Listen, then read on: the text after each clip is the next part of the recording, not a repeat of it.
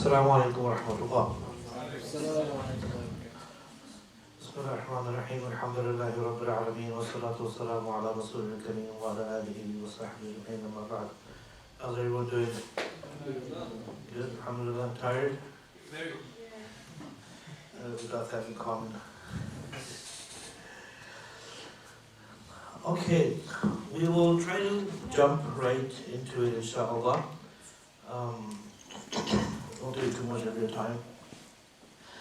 So our topic is about time management, right? And this is something that we hear about all the time, right? It's a part of professional development, how to use your time, how to plan, how to get things done. And as university students, that is always a concern. Right? Time is always not enough to get things done.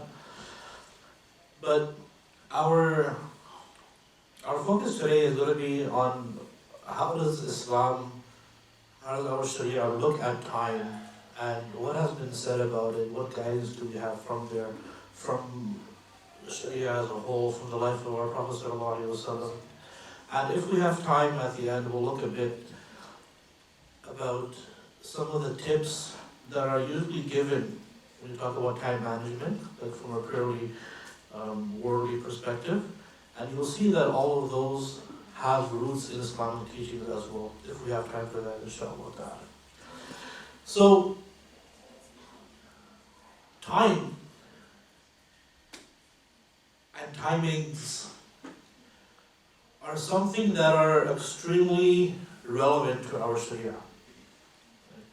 Can you guys think of some examples, some aspects of Sharia where time comes into play?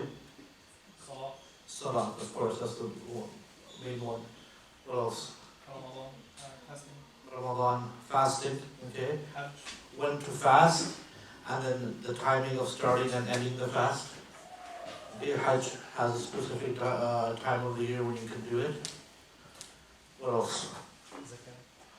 Zakat. Okay, yeah, it's once a year. Right, that's the time. Most people like to do it in Ramadan. What else? These are the easy ones.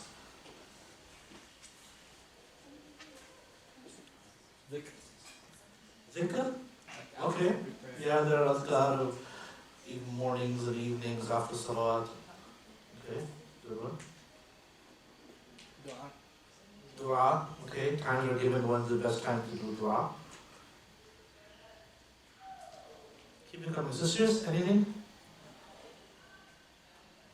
Only the brothers have answered so far.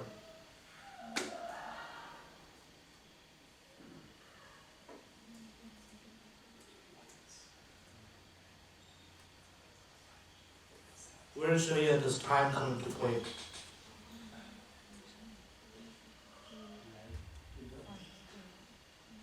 Like if we go to the details, for example, like when a man divorces his wife, Okay. there's like a certain time she can't remarry. Yeah, the iddah. Yeah, absolutely. There's the iddah.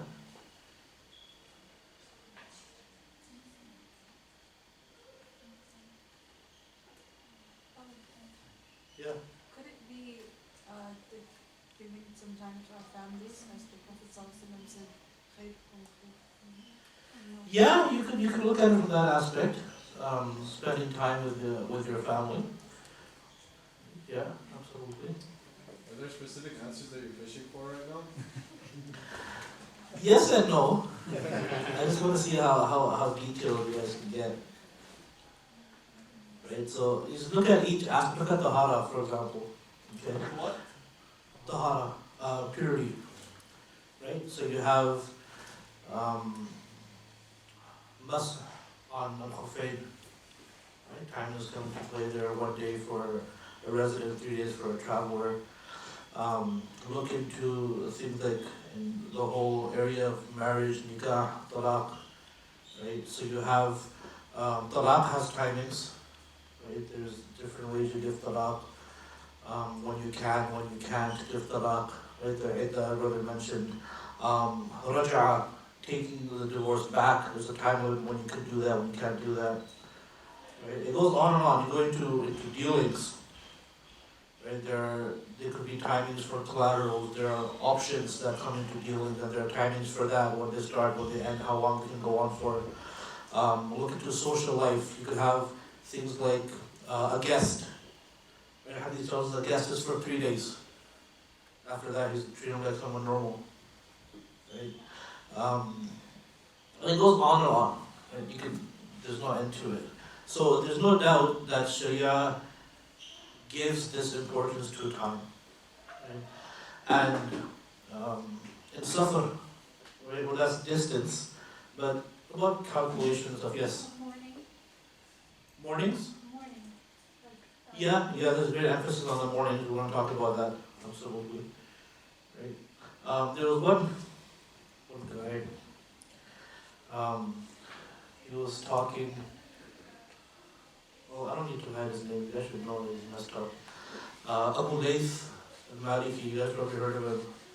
Naheem Ajmal is his actual name. He was talking about how, he was saying how ridiculous it is that fasting starts and ends at a specific time.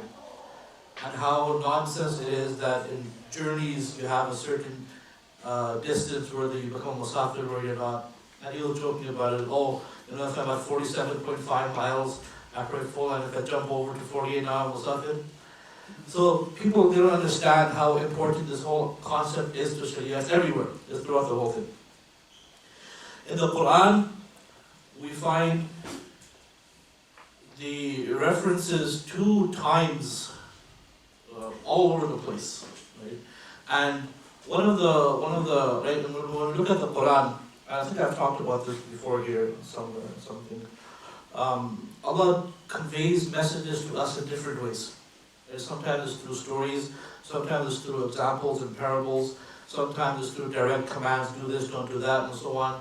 One of the ways is through oaths. Right? You take an oath when you swear by something. As humans, right, just to understand the idea, you only swear by something that is extremely valuable to you. Right? We're not allowed to swear by anything but Allah. But people who don't know that, or they sometimes they swear on their mother, right, or on their parents, when they want to show how serious they are about something. In the Quran, this is one of the ways that Allah shows us the importance of certain things by swearing by them. But even though Allah is in no need to go to that extent to make us understand how serious what Allah is saying is, and how strongly we have to take it, but Allah uses that. Right? First, you have the main one, Allah swears by time itself, wal asr. I'm not going to get into what the message is after each of the oaths, right? Because there's too many. But that's by time itself. Okay, what else is there? Wal duha, by the forenoon, wal fajr, by the dawn, according to what tafsir. Wal layl. Teen is a fake time. Shams, yeah, by the sun. Right? So just take the beginning of Surah Shams. وَالشَّمْسِ وَضُحَاهَا وَالْقَمَرِ إِذَا تَلَاهَا وَالنَّهَارِ, by the morning. Yes, you have the sun, you have the moon, you have the morning. وَاللَّيْلِ إِذَا يَغْشَاهَا, you have the night. وَالسَّمَاءَ وَالْأَرْضِ. Right? And then you find this again and again throughout the whole Quran. Allah is swearing by night, by the days, by the sun, by the moon. All these different things that have to do with time. Right? Now, why am I going through all this in so much detail? We have to understand that time is not just time. As Muslims, that is not what we perceive time as alone. Time is a blessing of Allah subhanahu wa ta'ala. And the emphasis that it has been given in Quran and Hadith shows us how valuable of a blessing it is.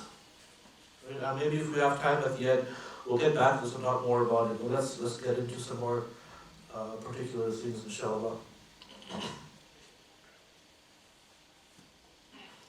What's the most common complaint we have about time? Don't have it. Right? They don't have time.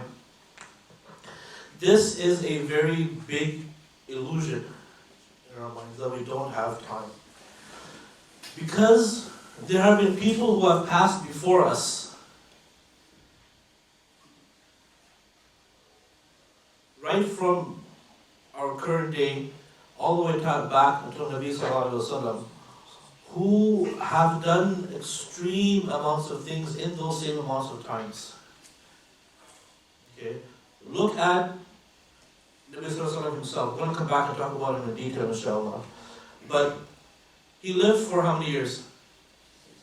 63. How many of those years were of Nubuwwah? 23.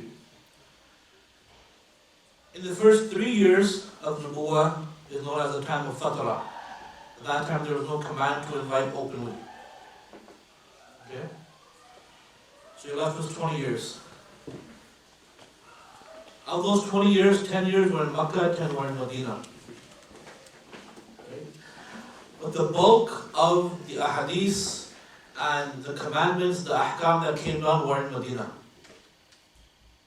Okay? So in 10 years, in mainly 10 years, he did so much that the entire landscape of the world changed from then on. In a matter of 10 years. Look at some of the great imams of the past. Imam Nawawi rahimahullah. He only lived for about 40 years, 44 years. Imam Shafi rahimahullah, he passed away in his 50s.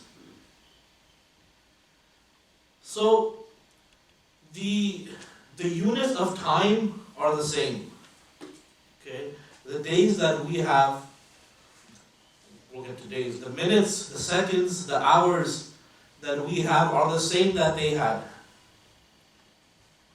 The days, the weeks, the months, the years are the same that they had. But they did so much in their lifetime that we find it extremely difficult to comprehend. They wrote and authored dozens and dozens of volumes of books. Right? And we don't have to go so far back. Even you think, these were the Sahaba, they were Tabi'in, they were way back, we're nothing, we can't possibly go that far back. Today, you look at Sheikh Zakaria Qadri rahimahullah, passed away in the 80s. He is someone who spent his entire life teaching, running his institute in Saharanpur, and he had a publishing business that he ran himself. Okay, so he had an extremely full and packed, and besides that, he was a very great spiritual mentor. He had people coming to him all the time to get advice, to spend time with him. He would travel frequently. Despite all of this, right, he definitely had a full schedule morning to night time. If you see some of the books he has written, you will be shocked. Right? The most common one that people know about is Fadail al-A'mal. That's very short. He has a commentary on Sahih al-Bukhari in 40 volumes. He has a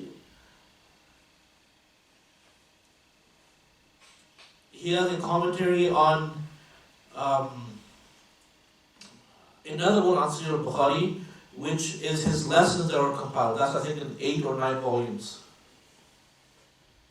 Okay, he has a commentary on Abu Dawood in, I think, 17 or 18 volumes. And it goes on and on and on. So, the point is that the time that people had, who did a lot with that time, it's the same time that we have. So this myth of not having time is just that, a myth. Right? And we're all guilty of it. I am extremely guilty of this. Right? With everything going on, frequently you always say, I don't have time for this, I don't have time, I can't do this, I can't do this, I can't do this. But where the difference comes in those people who had the same units of time but did so much more with it was their usage of that time. Okay? What I mean by that is the time that they perceive that they have. For example, they saw that I have 2 hours of time right now, I can do something. Whenever something like that happened and they had time, they would invest that time in Allah. They would invest that time in Allah. Meaning they would do something in worshipping or getting close to Allah. But because of that, any time that they have remaining after that, what they could get done in that time would be exponentially more. Okay? And this is the concept of barakah in our time. Barakah means getting more done with less. That's the actual definition of it. Getting more done with less. It could be in wealth. If you have barakah in your wealth, you're going to be able to buy more things, get more things done with it with less wealth. If you have it in time, you're going to be able to get more things done in that time. Now suddenly it doesn't matter if you don't have more time. Because the time you have, you can get so much more done in it. Now where this comes back to, right? How do we get into this? How do we make that transition into that? It starts with giving importance to Islam, giving importance to the requirements of Islam over the requirements of our daily life. The first and foremost of that is salat. Okay? How often, probably every day, probably every salat almost, how often do we rush a salat because we have something to do? Happens all the time. Or, now, okay, I have to go do that. I can't pray my sunnahs right now. I have to go do this. I'm not going to have enough time. If you are investing your time with Allah, you will be shocked at what He does with the rest of your time.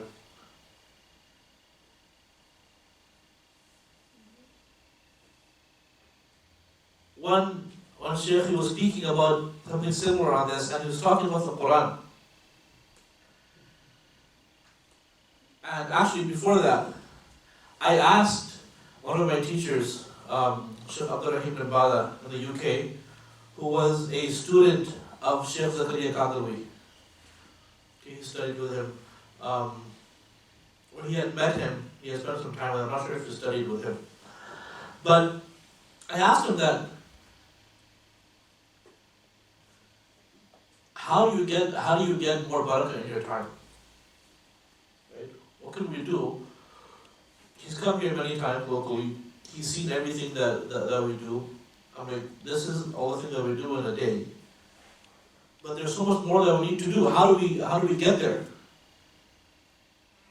Guess what his first question was? If someone came to you and said this, what would you ask them first about themselves? And then based on that, you can give them some advice. How do you do with your time? Okay, what do you do with your time? That's general, get a little more specific. How many hours you sleep? How many hours do you sleep? Okay, that would be a good one. You procrastinate on your phone. Okay, how much time do you spend on your phone? Absolutely. The first question you ask me is how much Quran do you read a day? Oh, the Quran? You mean in Ramadan? He gave me the example of Hazrat Sheikh Zakaria Kadawi.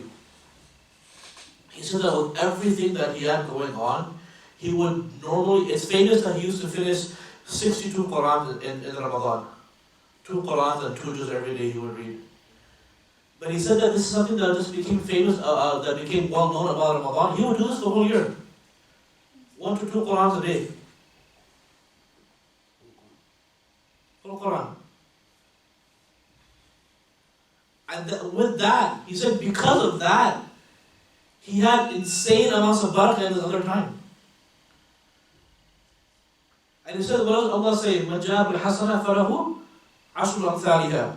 You spend 10 minutes reading the Quran, your next 10 minutes will be equal to 100 minutes for you.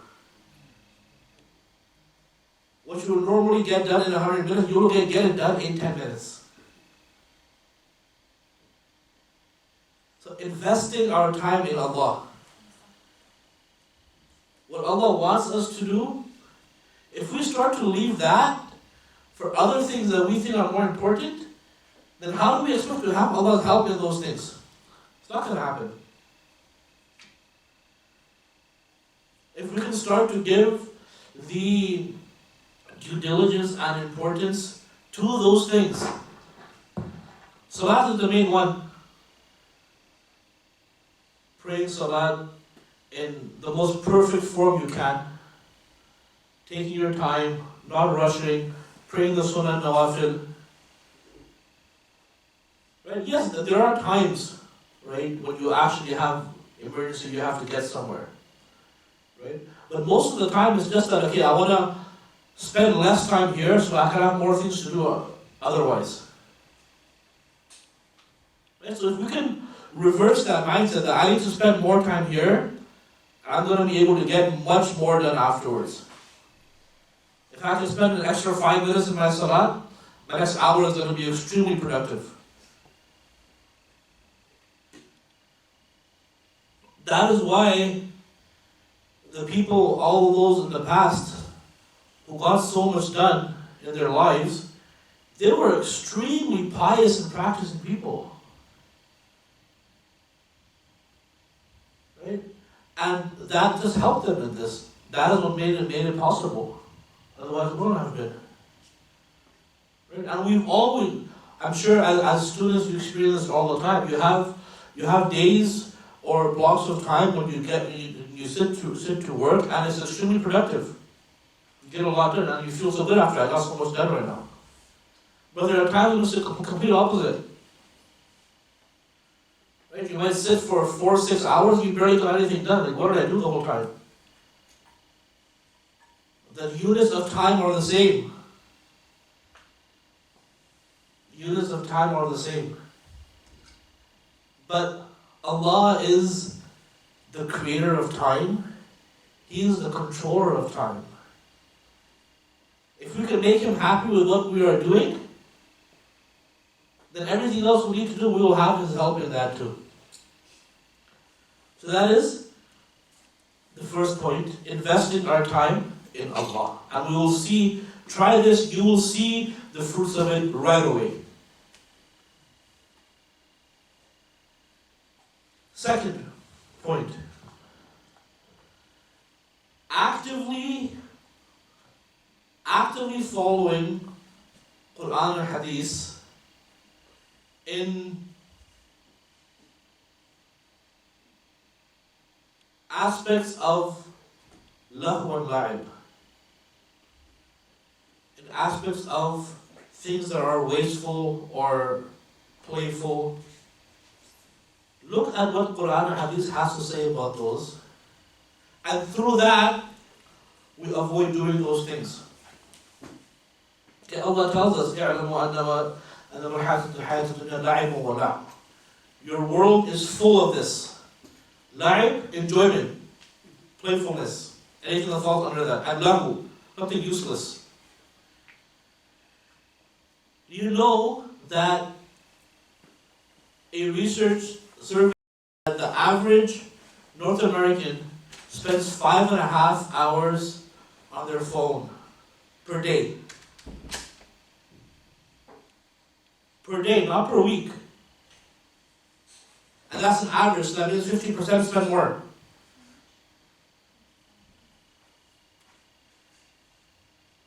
That's more than 1/3 of your waking time in a day. And we're spending it on our phones, right? And you guys all know what everyone does on the phones. I'm going to get into that. But most of it is extremely useless. It's endless scrolling and scrolling and scrolling and this and that. Allah is telling us that it's lahu and la'ib. It's extremely useless. Right? And yes, Right? No one is saying that you have to be, 24 hours a day doing work, right? Getting things done. You need time to unwind, to relax. Do we need 5-6 hours a day for that? One person, he was speaking about time management. He said, do an experiment with yourselves. He said, if it is your habit that at the end of every day, you spend about 2.5, 3 hours, he said, where you don't really do anything. Either you're on your phone, you're just lying down, going through the news feed, or you're watching TV, or you're doing something. He said, you might be telling yourself that this is time that I need to relax. Right? I've been working since morning, and then this today, my whole to-do list is all checked off, with all the things done. Now I need these 3 hours to relax. Tomorrow's a new day. He said, reduce it to 2.5. And see, is anything changing in your life? Are you extremely tired the next day and unable to do anything? He said, try that for a bit. And then take it to 2 hours. Keep going. See how much time do you actually need to relax. And you will realize how much time you are actually wasting. So, the Quran, the whole idea of the Quran and Hadith and how it approaches the aspect of time, we've said how valuable it is. Right? But when we talk about wasting time,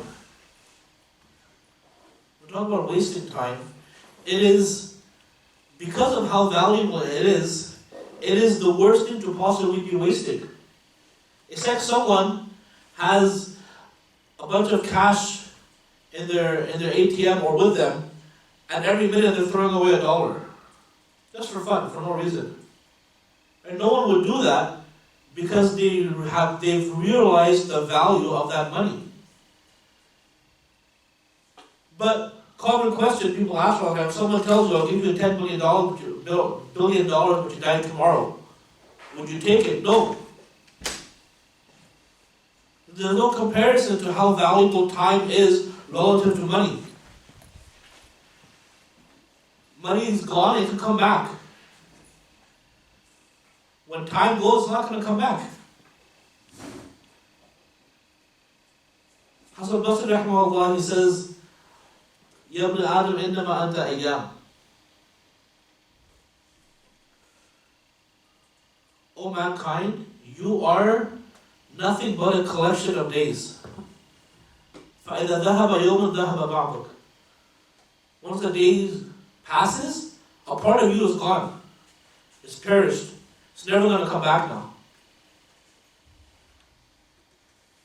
So, once we do the first step of making sure we invest in Allah, we put the commandments of Allah first. We don't schedule our fulfilling of the commandments of Allah based on our other commitments. We make our commitments based on the commandments of Allah. Every Muslim's daily schedule should begin with the 5 times salats. Where will I be at this time? That I can make sure I'm going to get my salat in, and then you schedule everything else around it. If we're working the opposite way, that's a big problem. Right? It should be to such an extent that this becomes the nature. The first question that comes, you're going out, the first thing in your mind, okay, salat. I'm going to be gone for 3 hours, this salat I'm going to come, what's the plan for it? When you start to live that way, then you're actually showing Allah that you're putting His commandments first. Only then you're going to get the barakah in your time. Once you start to do that, then you must actively make the effort to avoid wasting time. Again, each person can see for themselves where they fall on that, where they stand. Taking account of yourself is extremely crucial. Right? Without that, you won't realize how much time you're wasting. If you could, after every day, what did I do today? How much of the way did I have to do? How much did I not have to do? And I'll tell you, wallahi, one of the most frightening verses of the Quran is where on the Day of Judgment, Allah will tell us, اقرأ كتابك. كفى بنفسك اليوم عليك حسيبا. I'm not going to judge you and decide where you go. You read your own book of deeds and you decide where you deserve to go. So to be able to look at that account and say that, oh Allah, I deserve to go to Jannah. We have to start by a lower level, the micro level of our daily accounts. What are we doing every single day? Right? And when we say what we are doing every day, Ibn Qayyim rahimahullah, he talks about this, and he says that a Muslim's life should be such that they are getting closer to Allah at every second of the day. They're doing something that falls under the obedience of Allah at every second of the day. Now, what does that mean? Does it mean it's going to pray Salah, read the Quran, do Azkar all day? No. Right? Take the things that you are doing. Right? For students, the biggest thing is your education. Right? The degree you are studying, whatever subject it may be in. Go back and look at that. Why am I studying this? If you could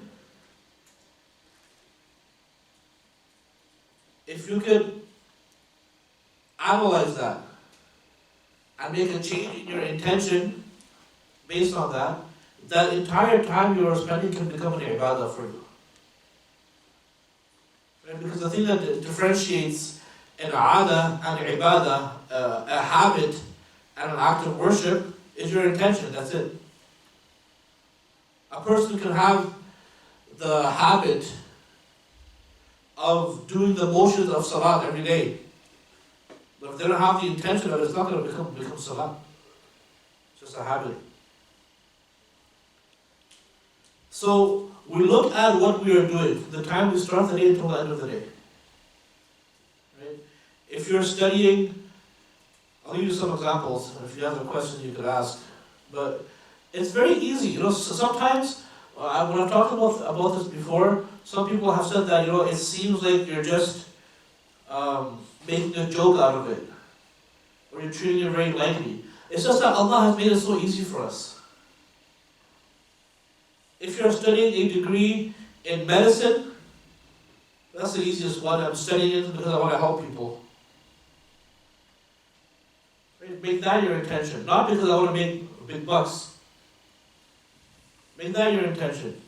If you're studying law, I'm doing it because I want to represent people who are innocent and protect their lives. If you're studying psychology, same thing. You want to help people with their problems. If you're studying sociology, what's that? Engineering? What depends on engineering? Manufacturing. If you're doing civil engineering, you want to make the roads better for Vancouver because they suck so bad. You want to give people some comfort when they're driving, make it easier for them. And you're studying something like sociology or something, you want to learn all the batil ideas that the other side has so you can tackle them.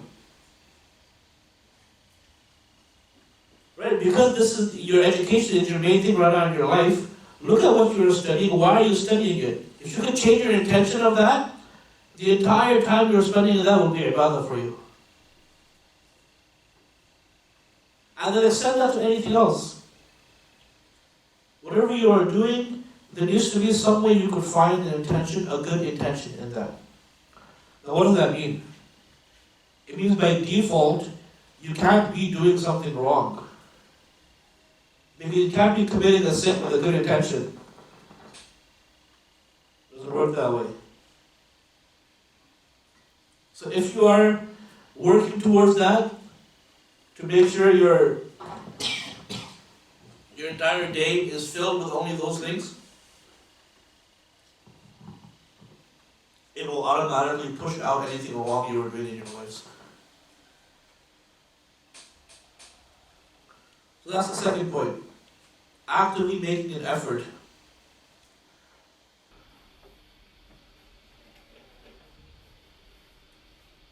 What's going to happen on the day of judgment, right?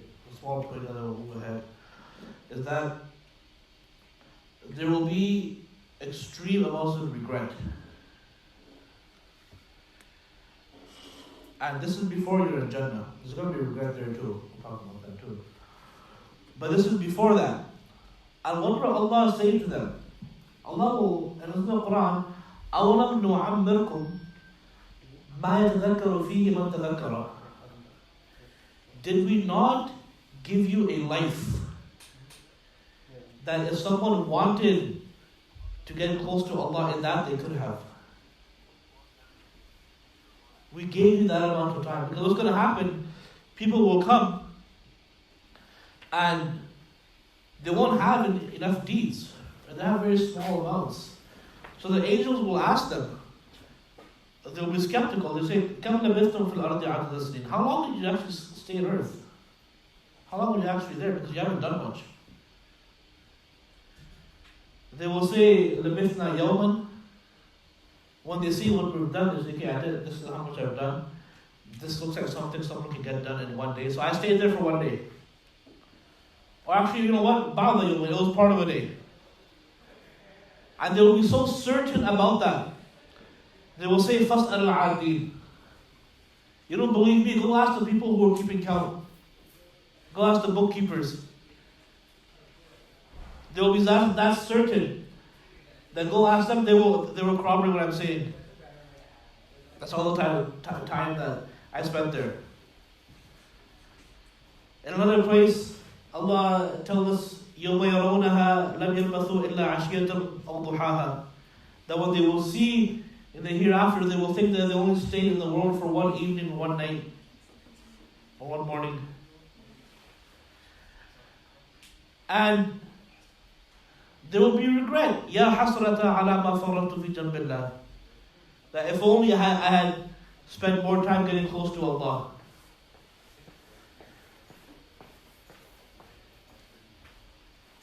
That would be extremely common on the day of judgment itself. But when you go further into Jannah, what does the Hadith tell us? لا يتحصل أهل الجنة إلا على ساعة. The people of Jannah, they're in Jannah now. Right? In Jannah they're being told, إن لك أن تنعم فلا تبأس أبدا. Now you can live in comfort, you will never be bored again. إن لكم أن تصحوا فلا تسقموا أبدا. That you will be healthy now, you will never fall sick again. And they will be getting these glad tidings. But they will still have one regret. On that time of the day, that moment of time that they spent and they were unaware of Allah. They weren't mindful of Allah. Meaning they did something. They attended a 3-hour class, and in there at no point did they think about that I learned this for the sake of Allah. For this reason. That's when you're doing something that was permissible. Right? The regret for something that when this time you spend doing something impermissible will be even more. So the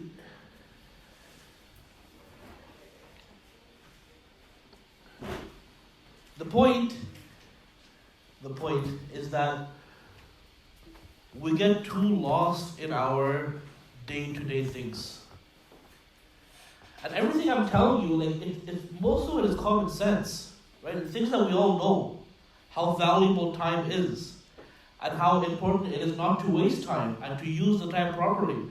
But you get so lost in the day-to-day struggle that you stop thinking about these things. And you fall into a routine, a habit of doing things like this from day to night. And that's how you keep going. Sometimes days, weeks, months, years pass in that same way. I would never stop to think that how am I actually spending my time? This is all being compiled in every second that we spend.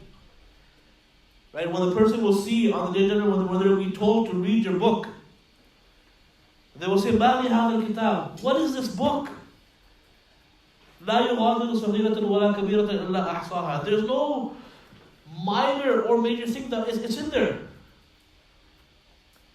And it's mentioned in the Hadith that things as minor as a smile, it'll be mentioned in there.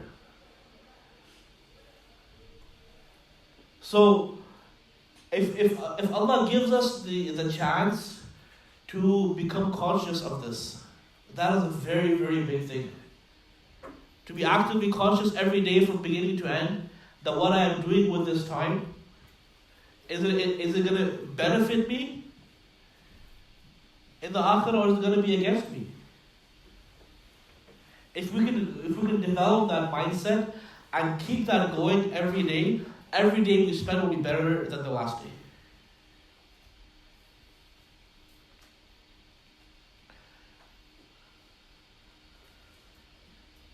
Third point,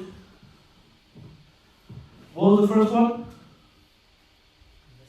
Invest in Allah. Second one?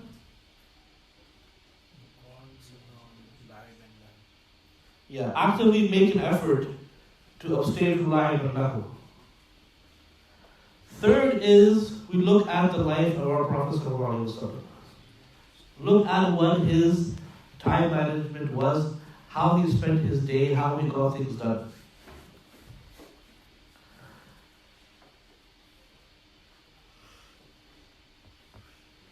There were practices that he had. The biggest one, when it comes to times, is sleeping early. Sleeping early and getting up early. One hadith is mentioned in the Muslim كان يكره النوم قبل العشاء والكلام بعده. He would dislike sleeping before Isha, and he would dislike talking to anyone after Isha.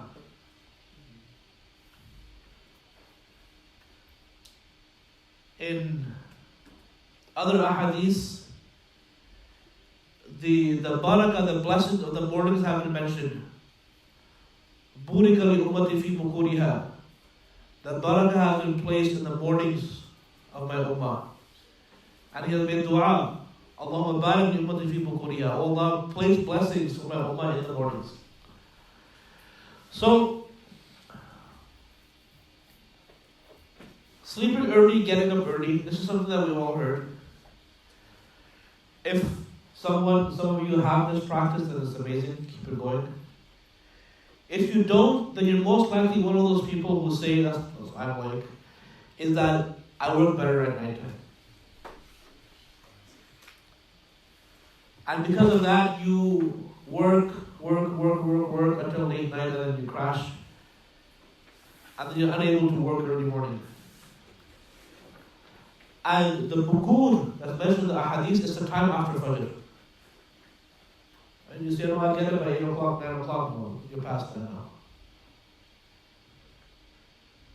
And if ever you've tried this, you would have witnessed this. You would have experienced it. How different, how productive that 1 hour was after Fajr when you worked.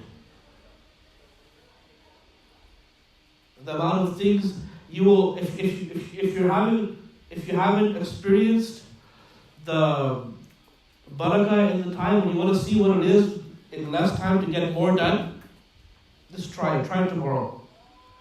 After Fajr, sit and work for a couple hours. You will be shocked at how much you get done. Once I tried this practice, and you guys can try it too if it works. I mean, it doesn't work if you can do it. And it's doable for like a day, but it gets very difficult to keep doing it for multiple days. So maybe during exam times, you guys will do it. Because there's a couple of things that I have mentioned in Hadith about the blessings of time. One is about the mornings, and one is about qaylula, a forenoon nap before Dhuhr. Or even if it's after Dhuhr, it's okay as well. So what you do is you try to get 2 days out of 1 day. Try to get 2 days out of 1 day. So you wake up at Fajr time, or earlier, or tahajjud, and then you start working. And this usually works good in exam time because you don't have classes or anything like that. You work all the way until about noon, 11, 12 o'clock. Go, take a nap.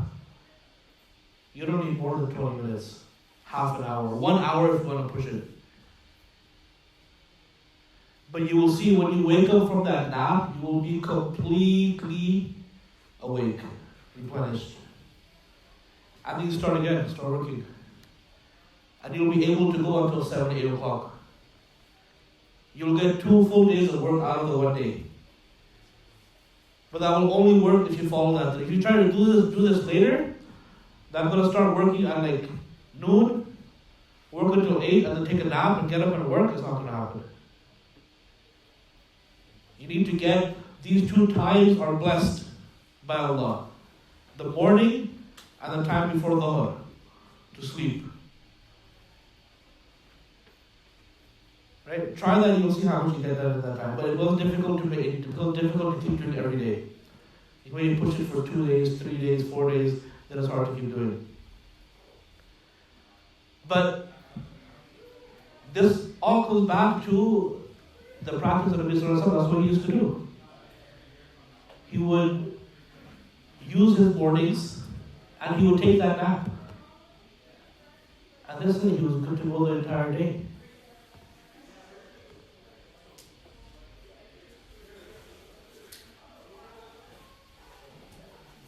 So, looking at the life of Rasulullah himself, we'll go through a few points, and I think we'll keep it to that. So, he had his day scheduled. Okay, he had his day planned. He had a plan that he had a time that he would spend for his family and his personal needs. There was a time that he would spend for his spiritual needs, when it was just him and Allah. And then there was a time that he would spend dealing with people and different affairs. Okay. And he was very diligent about those. If he had something planned to get done, he would make sure it gets done. Once the Sahaba were waiting to pray Salat, I think it was Isha, and the Prophet, he came out late, like 15, 20 minutes late. And when he told me, he said that there was a part of the Quran that I had planned to read today. I did not get a chance to do it. I was finishing that, that's why I came out late. So everything he would do in his day was structured, and he would make sure everything got done. His daily schedule, as it should for every Muslim, revolved around the 5 salawat. When he had to set a time to meet with someone or do something, time of the day weren't used. Come see me after Fajr. Before Dhuhr, after Dhuhr, we'll do this. Or this. Everything revolved around the 5 salawat. My father, I think this was in Pakistan, he went to the doctor for something, and he told him that you can take this medicine 3 times a day. Take it at 7 a.m., take it at 1 p.m., and then take it around 7 p.m. Okay, 3 times. And my father, he's like, you probably tell this to all your patients, right? When they have to have a medicine, to tell the timing. He said, if you just tell the guy that eat this after Fajr, this after Dhuhr, this after Maghrib, just because you're saying that, he will become more diligent to pray that Salat. Because after Salat, I have to have this. So you make your entire day revolve around the salawat. That is what Nabi Sallallahu Alaihi Wasallam used to do. He would honor other people's time. He would honor other people's time. He would never be late for something. And if he told someone he was going to meet them, he would make sure he was there and he would wait for them. Once he was supposed to meet someone, a Sahabi, and they were doing some business transaction. He had to collect the payment from him, and they said, we're going to meet at this place. Prophet went there, and the Sahabi forgot. Prophet stayed there for 3 days. Like he said he was going to come here, I'm going to wait for him. There will not be that he comes and I'm not here and his time is wasted. He would make the khutbahs short. If you look at the khutbahs that he has given in Jum'ah, for example, they're all, you won't find one longer than a page. They're short. Yes, there are times when he would teach the Sahaba things, he would talk for longer. But Jum'ah is a time when people are coming from their work, from their jobs. He would not take a lot of their time. In Salat, he would tell the Sahaba, "Man amma qawmun falyukhaffif." If you're leading Salat, make it short. فَإِنَّ فِيهِ السَّقِيمُ وَالضَّعِيفُ وَذَا الْحَاجَةِ. That there may be someone leading behind you who's sick, they can't stand for that long. There may be someone who is too weak to stand that long. Or there may be someone who has to get something done. And you're, mashallah, Surah Baqarah, you're going on and on and on. And then in the same hadith, مَنْ أَمَّا قَوْمٌ فَلْيُخَفِّفْ وَمَنْ صَلَّى لِنَفْسِهِ فَلْيُطَوِّلْ مَا شَاءَ. If you pray by yourself, make it as long as you want. No problem. So he would be aware and he would be careful of other people's time. He would strongly encourage people to make the most of his time, of their time.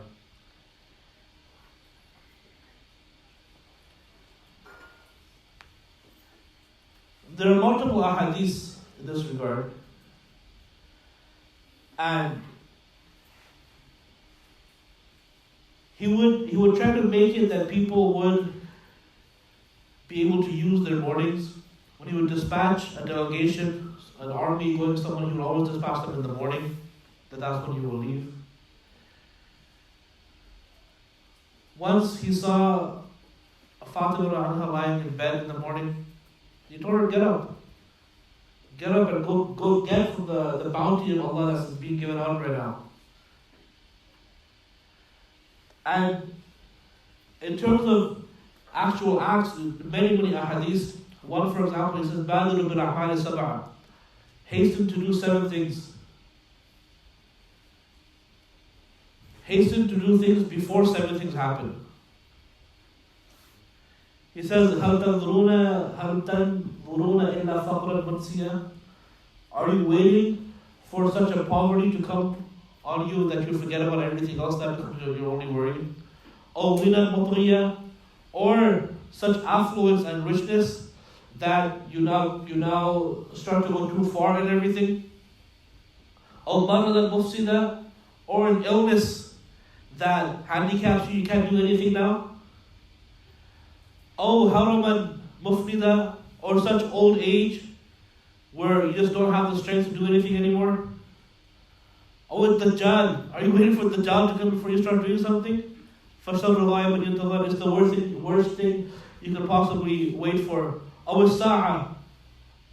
Or are you waiting for the day of judgment? فَالسَّاعَةُ أَدْهَى وَأَمَرُ. In other hadiths, he told us that لا تزول قدم ابن آدم, the feet of the son of Adam will not move on the day of judgment حتى يسأل عن خمس, until they asked about 5 things. عن عمره فيما أفنى. The first one is about their life. What did you spend your life doing? Second, getting more specific in the life, عن شبابه فيما أبلى. Your youth. What did you spend your youth doing? وماله من أين اكتسبه وفيما أنفقه. About their wealth, where they earned it from, and where they spent it. وعن علمه ماذا عمل فيما علم. And about their knowledge, how much did they practice from what they knew. But from these 5, 2 of them are about time. Your life as a whole, what did you do in your life? What did you get done? And more specifically, in your youth. Other hadith tells us that سَبْعٌ يُذِلُّهُمُ اللَّهُ تَحْتَ عَرْشِهِ يَوْمَ لَا ظِلَّ إِلَّا ظِلُّهُ. 7 people will have the shade of Allah's arsh when there will be no other shade available. What is one of them? شَبَابٌ نَشَأَ فِي طَاعَةِ اللَّهِ. A youngster who grew up in the obedience of Allah. Obedience meaning what? Like I said, it doesn't mean you're praying salat and doing adhkar and doing tilawah all day. But you redirected what you're doing in your life. I'm no longer doing it for a primarily worldly gain. That's a consequence that will come. But don't make it the reason why you're doing it. You're wasting all that possible gain.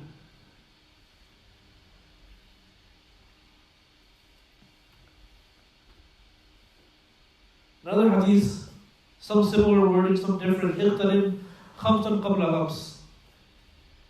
That get 5 things before other 5 things happen. اغتنم, benefit from 5 things. Get the most out of them that you could. شبابك قبل حرمك. Your youth before your old age. صحتك قبل سقمك. Your health before you fall ill. غناك قبل فقرك. Your affluence before you become poor.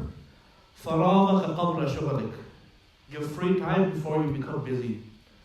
وحياتك قبل موتك, and your life before you die.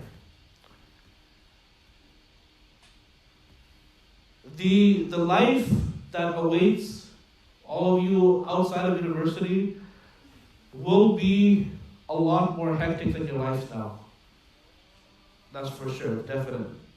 That's just how life is. No matter how full your schedule is now, it's going to be a different type of full after. That's going to be a lot more difficult to handle than what's right now. So,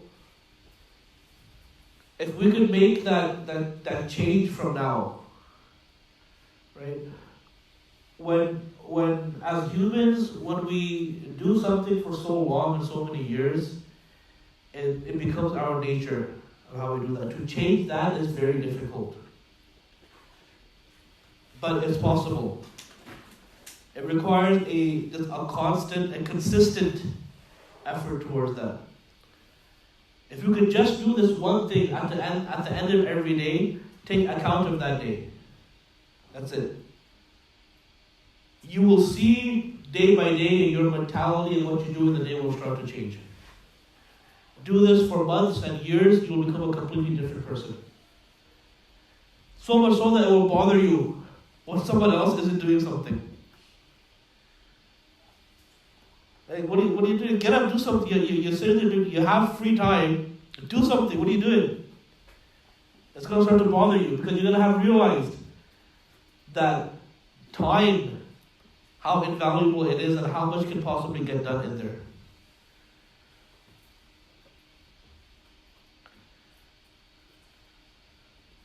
So I think we'll keep it at that. We'll end with one hadith and one ayah.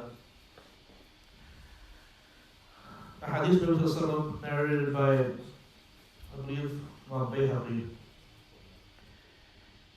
He says, مَا مِنْ يَوْمٍ يَنْشَقُ فَجْرُهُ إِلَّا وَيُنَادِي. There is no day that comes except that as the dawn comes out, it calls out.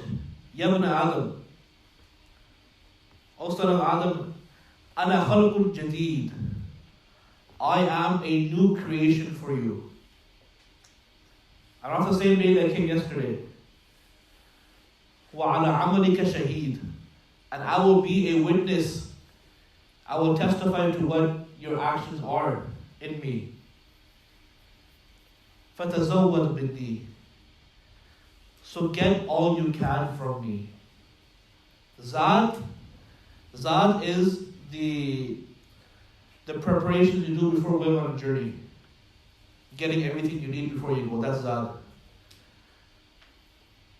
Like in the discussion of Hajj, Allah says, وَتَزَوَّدُوا فَإِنَّ خَيْرَ زَادِ التَّقْوَى. That get your Zad, and the best Zad is taqwa.